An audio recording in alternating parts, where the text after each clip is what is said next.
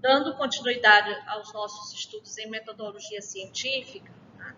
No primeiro momento, nós tivemos conhecemos um pouco dos objetivos do ensino superior, algumas funções que são importantes para que haja uma maior eficácia e qualidade no ensino superior. Vimos que há uma centralidade na produção do conhecimento, da pesquisa, e ela não está dissociada nem do ensino e nem da extensão, né? O ensino é o aspecto, né, que precisa ser trabalhado junto com a pesquisa. A extensão é uma necessidade de dar uma devolutiva acerca da produção da universidade, dos institutos federais, né? Então, é o aspecto social e é preciso que se experimente, se coloque à disposição esses conhecimentos da comunidade. O outro aspecto que a gente trabalhou foi a questão da organização da vida universitária, a organização dos estudos, que hábitos devem ser constituídos em função das exigências de grau dessa modalidade. O outro conteúdo que a gente abordou foi a leitura analítica, e aí ter uma compreensão de textos científicos e filosóficos, e aí o Severino vai nos dar algumas sugestões para que a gente possa exercitar essa forma rebuscada, que pode ajudar muito na ampliação do conhecimento, na reflexão e nos saberes de cada estudante em sua trajetória. Bem, e agora a gente vai falar um pouco da sugestão que é dada por Severino, que é o autor do livro que a gente está abordando, em relação à documentação, né, como método de estudo pessoal. Então, a gente traz essa sugestão para vocês, considerando que no estudo e aprendizagem é importante ter formas, ter técnicas que possam ajudá-lo, né, nesse processo de assimilação do conhecimento. Né? Vocês estão recebendo conhecimentos de diversas áreas. Né? Vocês têm toda uma grade curricular e que vocês precisam se organizar para assimilar esse conhecimento de forma ativa e não passiva. Então, ele vai dizer, Severino vai dizer que é necessário um esforço pessoal, né? Os estudantes precisam cultivarem uma atitude, uma prática de serem autodidatas para buscarem ampliar tudo aquilo que se aprende na sala de aula ou outras coisas mais que são suscitadas pelo estudante. Ele próprio precisa movimentar-se para buscar esse conhecimento, e aí a necessidade de criação de hábitos, né? Quando se fala criação de hábitos, é você ter constantemente aquela rotina, com preocupações de, claro, dar conta do material que é importante para a área de especialização, a área da formação de vocês. Né? Então, o objetivo aqui de tratar de documentação é sugerir e ressaltar a importância dessa técnica, né, como forma de estudo. O saber, ele vai constituir-se, né, pela capacidade de reflexão no interior de determinada área. Né? Para você fazer uma reflexão, vai ser necessário o domínio de informação, né, da área que você está se especializando. E aí há uma necessidade de utilização de técnicas. Para se ter a posse da informação, né, é necessário uma documentação criteriosa. Né? E aí, tudo aquilo que você achar que é útil e importante para a aprendizagem e aquilo que está previsto, né, na organização curricular do curso é importante para que vocês possam se potencializar no exercício da profissão. Então, ele sugere a utilização de fichas. A ficha seria essa forma de documentar, registrar o material que você vai estar se apropriando.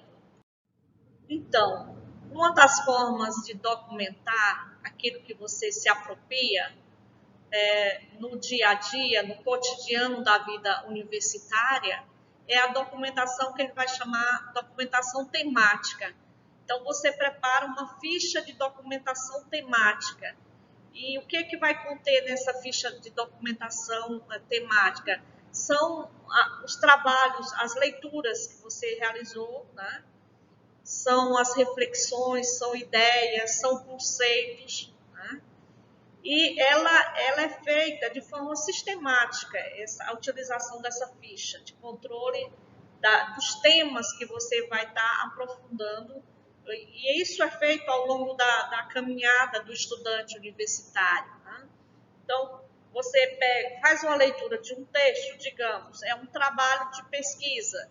Então, você vai selecionar uma série de biografias e aí você vai fazer toda uma seleção, uma organização a partir do tema.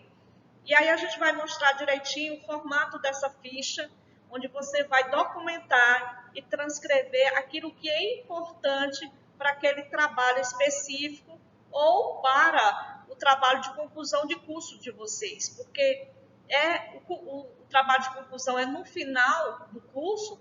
No entanto, todos os elementos que perpassam o currículo de vocês é na perspectiva de que esses elementos possam ajudarem vocês, né, no trabalho de elaboração final e durante também, certo? Então, esse é um trabalho sistemático. Então, você vai trabalhando, fazendo as fichas temáticas, e aí, quando você for transcrever, como é que se transcreve isso para uma ficha de documentação? São alguns detalhes que o Antônio Joaquim Severino nos dá para facilitar as compreensões entre as pessoas. Por exemplo, se você vai extrair uma citação de um livro, se for uma citação direta, você não muda nada no texto, né?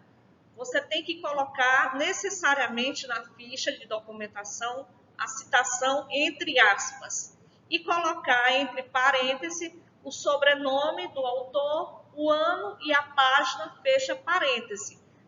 Aquilo lá na ficha de documentação, você sabe que quem falou foi fulano de tal, né? Mas digamos que você falou a mesma coisa do autor, mas com outras palavras. Mas aí também é obrigatório você colocar quem citou, né, esses dizeres, essa mensagem. Aí você vai colocar entre parênteses o sobrenome e o ano e fecha parêntese, para sinalizar que foi daquele autor. Então, no caso da citação direta, não necessita colocar a página. No caso da citação direta, necessita colocar a página. E no caso de você fazer algum comentário sobre aquele assunto, não precisa colocar nem em aspas, deixa como está. Aquilo lá vai dar a entender que é uma posição pessoal que você está expondo naquele documento, naquele registro. Aqui você pode visualizar a ficha de documentação temática.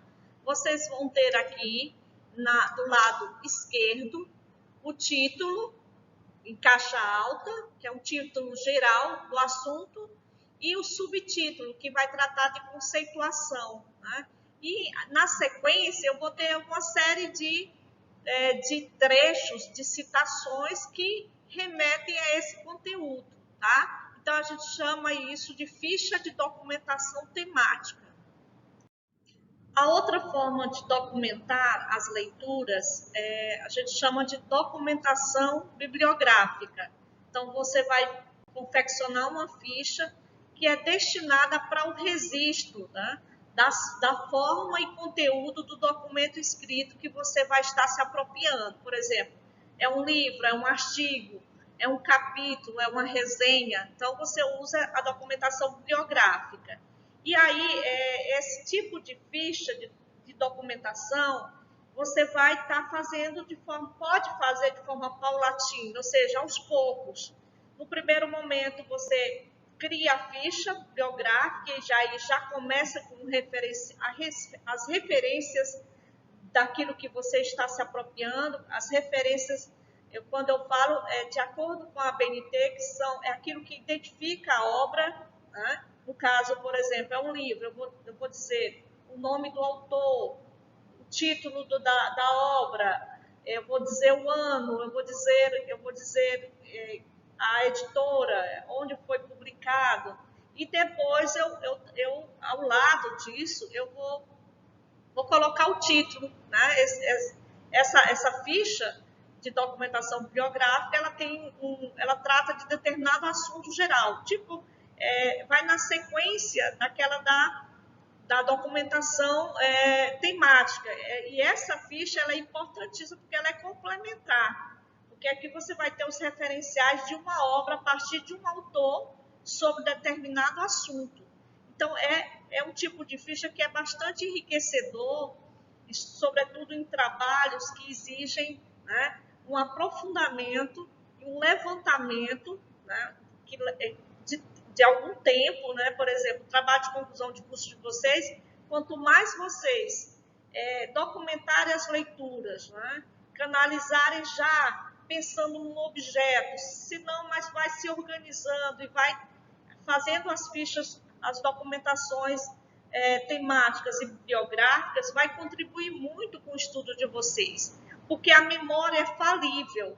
Então, a ficha de documentação, ela serve para a gente estar rememorando uma leitura e a perspectiva do autor para que você não distorça, né? Porque nesse processo de leitura é um exercício compreender bem, fazer uma interpretação pelo menos aproximada, e a tentativa é trazer os elementos de fato colocados, né, pelo autor do texto. Então, essa ficha de documentação bibliográfica pode se fazer paulatinamente, aos poucos.